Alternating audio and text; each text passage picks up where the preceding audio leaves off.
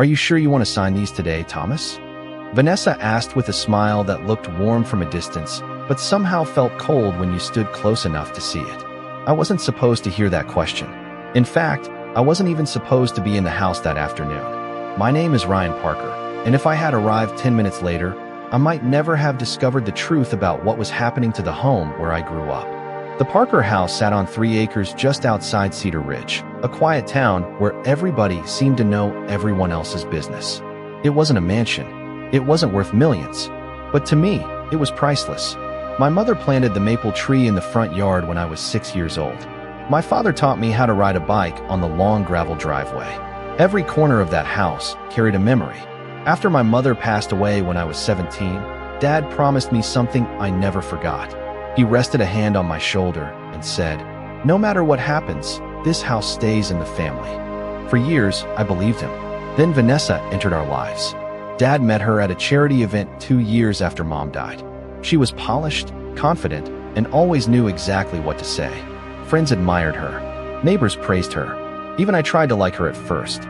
She brought homemade pies to holiday dinners, remembered birthdays, and spoke with a calm confidence that made people trust her almost instantly. Dad certainly did. By the time they married, she seemed involved in every part of his life.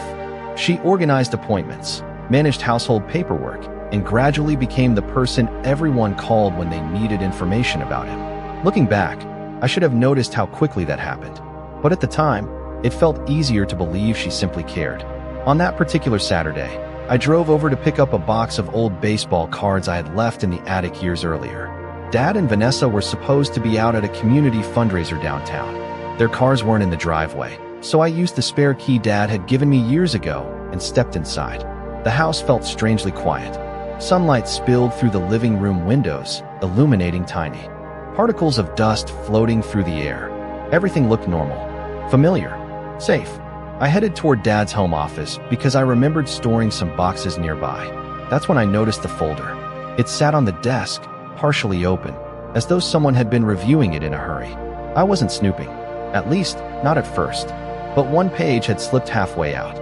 A bold property address immediately caught my attention. It was our address, my childhood home. I glanced at the document. Then I looked again. My stomach tightened. The paperwork referenced ownership transfers and future property arrangements. But what stopped me cold was the name attached to several sections. Vanessa Parker. I stared at the page, trying to convince myself there was a reasonable explanation. Maybe it was routine paperwork. Maybe Dad already knew. Maybe I was overreacting. Yet something about it felt wrong. Deeply wrong. Before I could examine it further, I heard a car door slam outside. I quickly stepped away from the desk and moved toward the hallway. Through the front window, I saw Dad and Vanessa returning earlier than expected. As they entered, Vanessa walked directly toward the office without even removing her coat. Her pace was quick, purposeful, almost anxious. Standing there, hidden from view, I watched her disappear into the room. And for the first time, I found myself wondering whether Vanessa had ever truly become part of our family at all. Maybe she wanted something else entirely. Maybe she wasn't trying to belong to the Parker family. Maybe she was trying to own it. I left the house a few minutes later carrying the box of baseball cards I had originally come for, but I barely remembered picking it up. My mind stayed fixed on that folder sitting on Dad's desk. During the drive home, I kept replaying what I had seen. Maybe there was an innocent explanation. Maybe the paperwork was incomplete. Maybe Dad had already approved everything. Yet the uneasy feeling refused to disappear. Over the next several days, I found myself thinking less about the documents and more about the house itself. The older I got, the more I realized that the property was never just a building. It was the last physical connection to the life we had before everything changed. I could still picture my mother standing in the kitchen on Sunday mornings, humming quietly while she made pancakes. I remembered helping Dad paint the back porch one summer when I was 13. The uneven brush marks were probably still hidden beneath newer coats of paint. Every room carried a story. Every corner held a memory. After my mother's passing, the house became something even more important. It became proof that our family had existed exactly as I remembered it. Dad understood that. At least he used to. Before Vanessa arrived, he spent weekends maintaining the property himself. He took pride in every repair, every improvement, every tree he planted. But slowly, things changed. At first, the changes seemed harmless. Vanessa suggested hiring contractors instead of doing repairs personally. Then she convinced him to consolidate financial records so everything would be easier to manage. Later, she began handling mail, organizing appointments, and reviewing documents before Dad ever saw them. None of it looked suspicious in isolation. In fact, most people would have called it helpful. That was part of what made it difficult to question. She never pushed too hard. She simply positioned herself between my father and every important decision. Looking back, I noticed details that had once seemed insignificant. When I called Dad, Vanessa often answered first. If I mailed him photographs or family keepsakes, she would mention receiving them before he did. During family dinners, financial topics somehow shifted toward her opinions. Dad still made the final decisions, but it increasingly felt as though he was choosing from options she had already selected. One evening, I stopped by their house for dinner. The atmosphere appeared perfectly normal. Vanessa served roasted chicken and vegetables. Dad talked about local community projects. Anyone sitting at that table would have seen a happy family. Yet I found myself paying closer attention than ever before. At one point, Dad mentioned needing to review some property paperwork later that week. Before he could finish the sentence, Vanessa immediately smiled and said she had already organized everything into folders for him. Dad thanked her without hesitation. The exchange lasted only a few seconds, but something about it bothered me. It felt rehearsed, controlled, as though she always needed to remain one step ahead of every conversation involving money or property. Driving home that night, I finally admitted something to myself. My concern was no longer based on a single document. It was based on a pattern. Small pieces that did not seem important alone were beginning to fit together.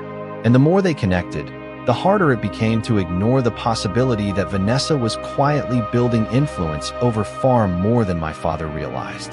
The following week gave me an opportunity to observe something I had never paid attention to before. Once I started looking carefully, Vanessa's influence seemed to appear everywhere. It was never obvious. She was too smart for that. Instead, it showed up in small moments that most people would dismiss without a second thought. One afternoon, Dad invited me over to help move a bookshelf from the study into the guest room. While we worked, he mentioned that he needed to find a property tax statement for an upcoming meeting. Before he could even stand up, Vanessa appeared in the doorway carrying the exact document. She smiled and handed it to him as though it were the most natural thing in the world. Dad thanked her warmly. She laughed and said she simply liked staying organized. The conversation moved on, but I found myself wondering how she always seemed to know what paperwork he needed before he asked for it. A few days later, I stopped by a local diner for breakfast before work. Cedar Ridge was the kind of town where familiar faces appeared everywhere. As I waited for my coffee, I noticed Vanessa sitting in a corner booth speaking with a man I did not recognize. There was nothing inappropriate about the meeting. People conducted business all the time. Still, something caught my attention. Several folders were spread across the table between them. When I walked inside, Vanessa saw me immediately. For a fraction of a second, her expression changed. The smile disappeared. Then it returned just as quickly. She waved and introduced the man as a financial consultant. The explanation sounded reasonable, yet I could not ignore the tension I had seen before she covered it up. Later that evening, I called Dad and casually mentioned running into her. He seemed surprised. He said he had not known about any meeting and assumed she had simply been shopping in town. That answer stayed with me, not because it proved anything, but because it added another piece to a growing collection of questions. Over the next several days, I began reviewing publicly available records online. I told myself I was only trying to understand the property documents I had seen earlier. I searched county filings, tax records, and business registrations. Most of what I found appeared ordinary. Then one evening, after nearly 2 hours of reading through databases, I noticed a recently registered limited liability company. The name itself meant nothing to me. What caught my attention was the listed organizer, Vanessa Parker. I leaned closer to the screen. The registration had been filed less than 8 months earlier, around the same period when the unusual property paperwork first appeared. My pulse quickened. I continued searching. The company address was not the family home.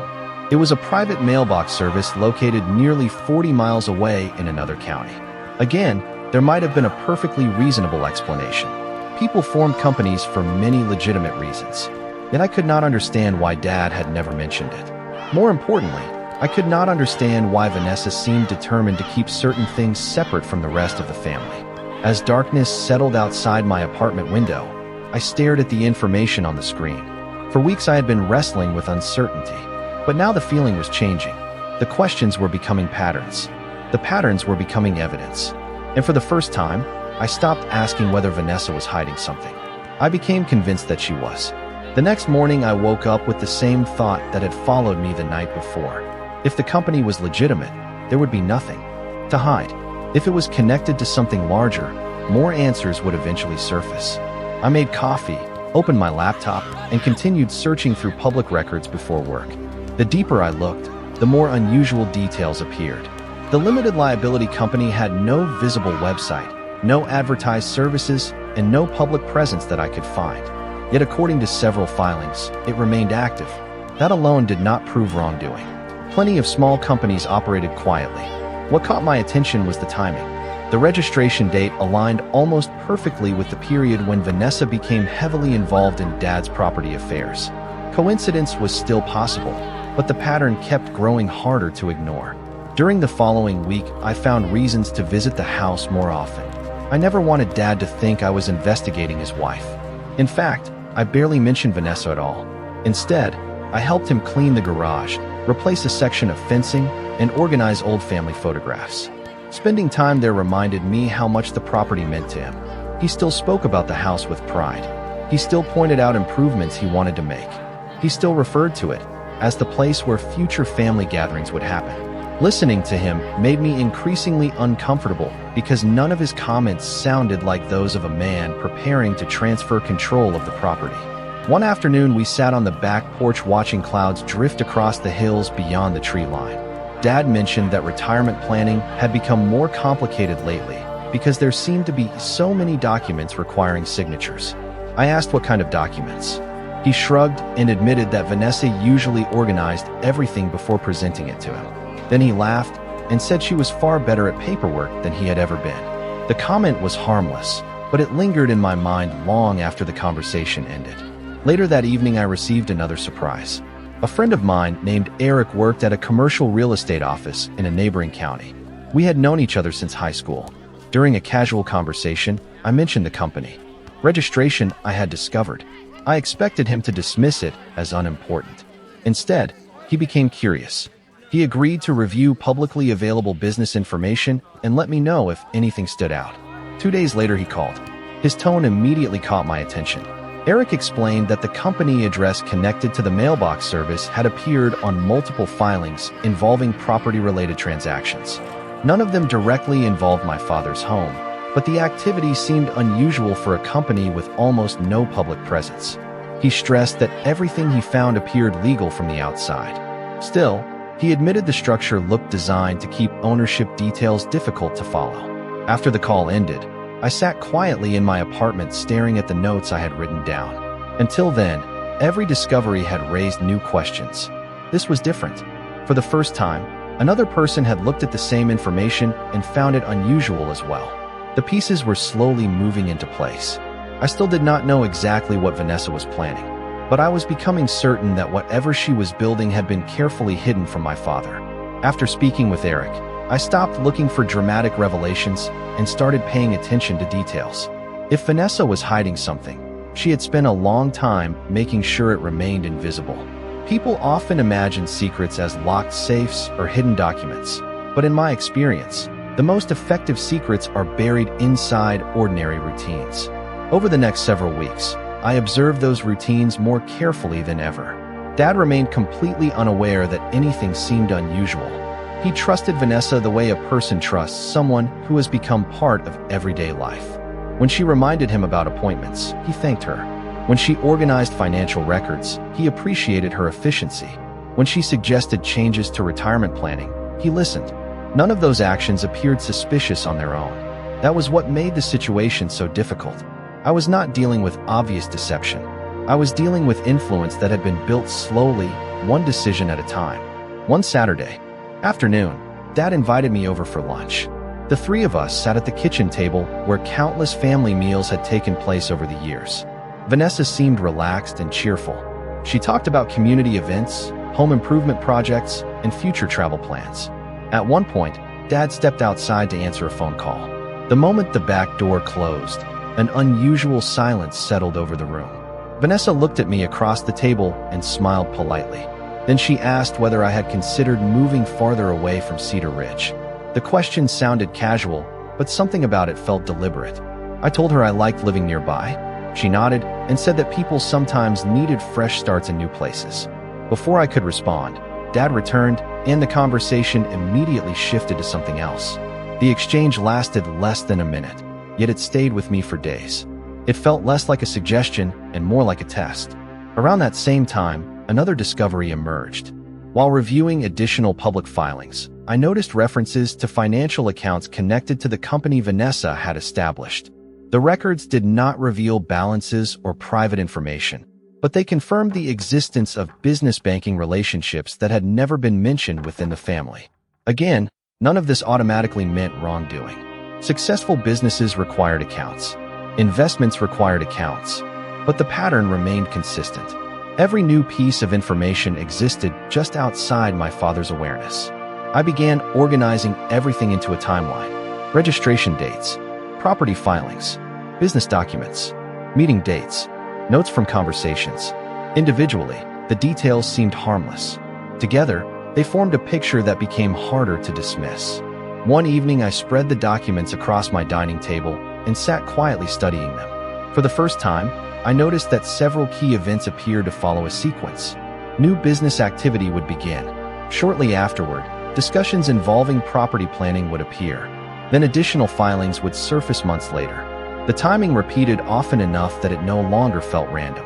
I leaned back in my chair and stared at the ceiling. Until then, I had been trying to determine whether Vanessa was hiding financial information. Now a different possibility entered my mind. What if the hidden accounts were not the final objective? What if they were simply tools supporting a much larger plan? The thought unsettled me because it pointed back to the one thing I cared about most, the house. And for the first time, I began to suspect that every trail I was following might eventually lead there. From that point forward, I made a deliberate decision not to confront Vanessa or discuss my concerns with Dad. If I was wrong, I could damage relationships that had taken years to rebuild after my mother's death. If I was right, showing my suspicions too early would only encourage Vanessa to become more careful. So I did the opposite of what most people expected. I acted normal. I attended family dinners. I answered text messages. I listened politely whenever Vanessa talked about future plans. The more comfortable she felt, the more information seemed to surface on its own.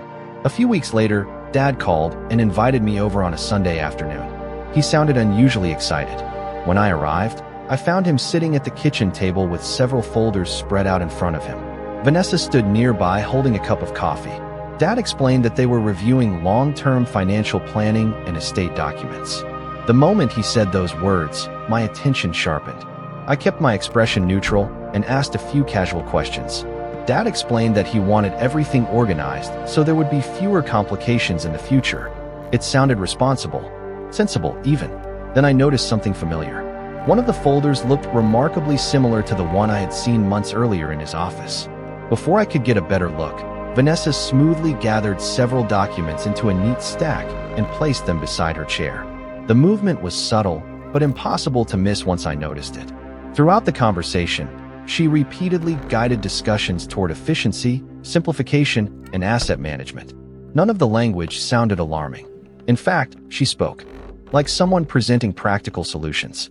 Yet every suggestion seemed to move control farther away from Dad and closer toward structures only she fully understood. Over the next month, another pattern emerged. Vanessa began mentioning deadlines. Certain forms needed signatures. Certain meetings needed scheduling. Certain opportunities supposedly required quick decisions. Dad did not appear pressured, but he was clearly relying on her explanations rather than reviewing every detail himself. One evening, after helping him organize tools in the garage, I casually asked whether he had personally reviewed all the recent paperwork. He laughed and admitted that he trusted Vanessa to handle most of the details because she enjoyed administrative work far more than he did. The answer concerned me more than anything I had discovered online. Trust itself was not the problem. Blind trust was. Around the same time, Eric contacted me again. He had come across additional public filings connected to the company. Nothing illegal appeared in the records. However, several transactions suggested ongoing financial activity that seemed unusually sophisticated for a company that supposedly existed only in the background. The information strengthened a suspicion that had been growing for months. Vanessa was building something, piece by piece, layer by layer, and whatever she was building required privacy. As summer approached, the atmosphere inside the Parker household subtly changed. Vanessa appeared more confident than ever. Dad seemed increasingly dependent on her guidance regarding financial matters. Meanwhile, I continued collecting documents, dates, and observations. I stored everything in a single folder on my computer. By then, the file had grown far larger than I ever expected. Looking at it one night, I realized something important. Vanessa believed nobody was paying attention. She believed every step had gone unnoticed, and that confidence was beginning to make her careless. For the first time since this started, I felt as though the balance was shifting. She thought she was moving closer to her goal. What she did not realize was that every move she made was creating a clearer trail for me to follow. By early fall, I no longer needed to search for clues every day. The evidence had begun coming to me on its own. What I needed now was patience. That turned out to be much harder than investigation. Every instinct told me to sit Dad down and explain everything I had discovered. But each time I considered doing it, I imagined the likely outcome. He would defend Vanessa. He would assume I was misinterpreting ordinary financial records. Worse, he might warn her that questions were being asked. If that happened, months of careful observation could disappear overnight. So I waited. Then an unexpected invitation arrived. Dad called and asked whether I could come to a family dinner the following Saturday evening. He sounded unusually enthusiastic. According to him, Vanessa wanted everyone together because they had important updates about future plans. The moment I heard those words, a warning bell sounded in my head. Future plans. It was exactly the kind of phrase she used whenever paperwork or financial decisions were involved. During the days leading up to the dinner, I reviewed everything I had collected. Property records, business registrations, filing dates, notes from conversations. The timeline was now impossible to ignore. Several key transactions connected directly to periods when Vanessa had pushed for changes in estate planning. The pattern repeated too consistently to be accidental. For the first time, I organized the information into a format that someone else could easily understand. Not accusations, not theories, just facts arranged in chronological order. If the moment ever came, I wanted the evidence to speak for itself. Saturday arrived with clear skies and cool temperatures. As I drove toward the house, I noticed the familiar maple tree in the front yard beginning to turn shades of gold and red. The sight brought back memories from childhood, but this time those memories carried a sense of urgency. I could not shake the feeling that something important was about to happen. When I entered the house, everything appeared perfectly normal. The smell of dinner filled the kitchen. Dad greeted me warmly. Vanessa smiled and asked about work. Nothing seemed unusual on the surface. Yet beneath the pleasant conversation, I sensed a current of anticipation. Vanessa appeared especially confident that evening. She moved through the house with the relaxed certainty of someone who believed events were unfolding exactly as planned. During dinner, the conversation stayed light. Community news, weather, holiday preparations. Several times I caught Vanessa exchanging brief glances with Dad, as though they were waiting for the right moment to introduce a topic. Eventually, after dessert plates were cleared away, Dad leaned back in his chair and mentioned that he and Vanessa had been discussing long-term arrangements regarding family assets and property management. My pulse immediately quickened. Vanessa smiled and placed a neatly organized folder on the table beside her. The gesture seemed casual, but I recognized it instantly. I had seen similar folders before. The room suddenly felt smaller. Dad continued speaking, completely unaware of the significance of what sat inches away from him.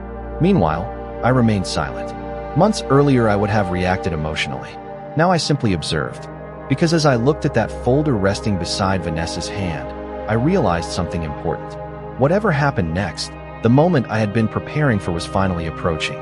Dad opened the folder and began explaining that he and Vanessa had been reviewing ways to simplify future estate planning. His tone was calm and optimistic. He spoke about reducing complications, organizing assets, and ensuring everything would be easier to manage in the years ahead. Vanessa sat beside him with complete confidence. Every few moments, she nodded in agreement and offered small clarifications that made the proposal sound practical and responsible. If I had not spent months collecting information, I might have accepted everything at face value as well. Then Dad slid one of the documents across the table. He wanted me to review it because, as he put it, families should be informed about major decisions. The moment I looked at the page, I recognized several details that matched records I had already seen. Certain ownership, structures, certain legal references, certain entities connected to property management. My heart started beating faster, but I kept my expression neutral. Vanessa watched me carefully. It was obvious she wanted to gauge my reaction. Instead of arguing, I simply asked a question. I wanted to know why one of the entities mentioned in the paperwork appeared connected to a company registered outside the county. For the first time that evening, Vanessa hesitated. The pause lasted only a second, but it was enough. She quickly answered that the structure existed for administrative convenience. Dad appeared satisfied with the explanation. I was not. I reached into the bag I had brought with me and removed a folder of my own. Months earlier, I had promised myself that if this moment ever arrived, I would rely on facts rather than accusations. So that is exactly what I did. I placed the folder on the table and opened it. Inside were copies of public records, registration filings, timelines, and business documents. Nothing had been obtained improperly. Everything came from legitimate sources. Dad looked surprised. Vanessa looked concerned. Quietly, I began walking through the information one piece at a time. Registration dates, company filings, financial relationships, property-related activity. I showed how the timelines overlapped. I showed how certain business accounts existed without ever being discussed within the family. I showed how various transactions connected back to entities associated with Vanessa. The room grew noticeably quieter with each page. Dad stopped interrupting. Instead, he leaned forward and examined the documents himself. Several times he asked questions. I answered only with information that could be verified directly from the records. I did not speculate. I did not exaggerate. I simply presented the evidence exactly as it existed. Vanessa attempted to explain some of the discrepancies. A few explanations sounded reasonable. Others created additional questions. The more details reviewed, the more uncertain Dad became. What affected him most was not any single document. It was the realization that so many financial arrangements had developed, without his full awareness. Eventually, he closed the folder and sat silently for several moments. I had rarely seen him look so troubled. Finally, he asked a simple question. He wanted to know why these accounts and business structures had never been fully discussed with him. Vanessa did not answer immediately. For the first time since I had known her, she seemed genuinely unprepared. The confidence that had defined the evening began to fade. Meanwhile, Dad continued reviewing the documents spread across the table. As I watched him compare records side by side, I realized the situation had finally changed. The evidence was no longer hidden inside my files. The truth was now sitting directly in front of him. The days that followed changed the direction of our family in ways I never expected. Dad did not make any immediate decisions that night. Instead, he gathered every document from the table, placed them into separate folders, and announced that he wanted independent professionals to review everything before any further action was taken. It was the first time in years that I had seen him take complete control of a financial discussion without relying on Vanessa's guidance. Nobody argued. Nobody raised their voice. The evening ended quietly, but beneath that silence, something important had shifted. For the first time, Dad was asking his own questions. Over the next several weeks, outside advisors reviewed records, ownership structures, and planning documents. I stayed out of the process as much as possible. My role had never been to make decisions for Dad. My only goal was to ensure he had access to information that he deserved to see. The findings did not reveal criminal behavior or dramatic scandals. What they revealed was a pattern of financial arrangements, business entities, and planning decisions that had become increasingly complicated without Dad fully understanding how interconnected they were. Several recommendations were made immediately. Certain documents were withdrawn. Proposed transfers were paused. Estate plans were revised. Most importantly, Dad decided that no future changes involving family property would move forward without direct review. An independent consultation. One afternoon, he invited me to the house. The weather had turned cooler, and leaves covered much of the front lawn. As I pulled into the driveway, I noticed him standing near the maple tree my mother had planted decades earlier. He looked older than I remembered. Not weaker, just thoughtful. We spent nearly an hour walking around the property. For much of that time, neither of us talked about documents, companies, or financial records. Instead, we talked about memories. We talked about the years before life became complicated. We talked about Mom. Eventually, Dad stopped near the back porch and looked across the yard. Then he said something I will never forget. He admitted that over time, he had allowed convenience to replace involvement. He had trusted others to manage details he should have understood himself. He was not angry. He was disappointed in himself for becoming disconnected from decisions that mattered. Then he thanked me, not for investigating, not for gathering records.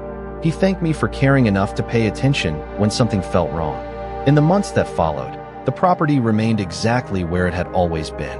No ownership transfer occurred. No restructuring moved forward.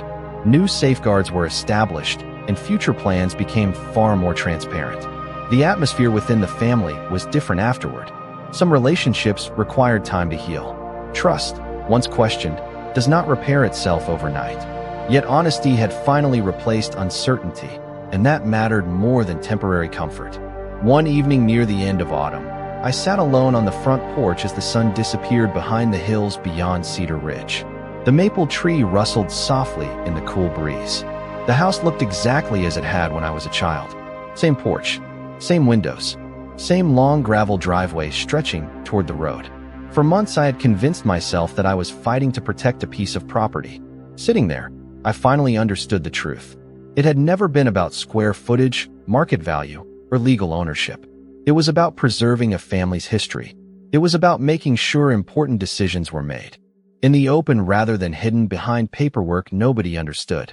Most of all, it was about honoring a promise made years earlier by a father who wanted his family's story to remain intact. As the last light faded across the yard, I realized that some things are worth protecting not because they are valuable, but because they remind us who we are. And that was something no document could ever replace.